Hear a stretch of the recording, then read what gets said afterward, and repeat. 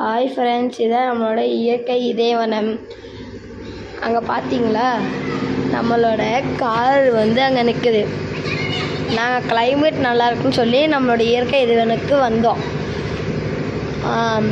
உங்கள் எல்லாத்துக்கும் ஒரு சர்ப்ரைஸ். நம்மளோட இயற்கை இதயவனத்தில் பக்கத்துலேயே ஒரு குட்டை இருக்குது ஃப்ரெண்ட்ஸ். பார்த்தீங்களா, இதுதான் அந்த குட்டை. எவ்வளோ கிட்டே இருக்குது பார்த்தீங்களா.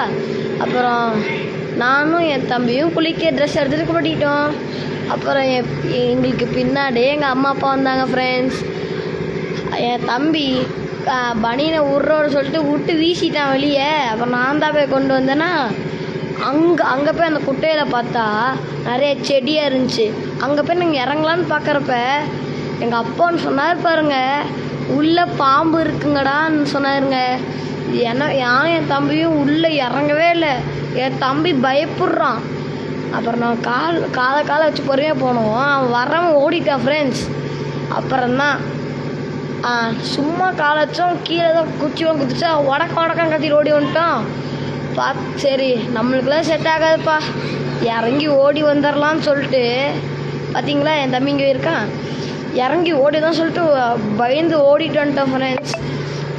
பாருங்களேன், அங்கே நம்ம காரு நம்மளோட இயற்கை இதயவனம் ரொம்ப ரொம்ப நல்லா இருக்குல்ல. நம்மளோட இயற்கை இதயவனம்.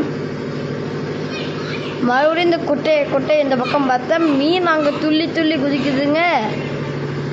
அப்பா, அதை பார்த்தோன்னே எங்களுக்கு செமையான சந்தோஷங்க. அதுக்கப்புறம் என் தம்பி இருக்கான் பாருங்க, போய் இறங்கன்னு பேரில் சப்பலை விட்டுட்டான். அப்புறம் நான் தான் அதை பிடிச்சி கொடுத்தேன். அப்புறம் இங்கே பாருங்க, எங்கள் அப்பா ஜூம்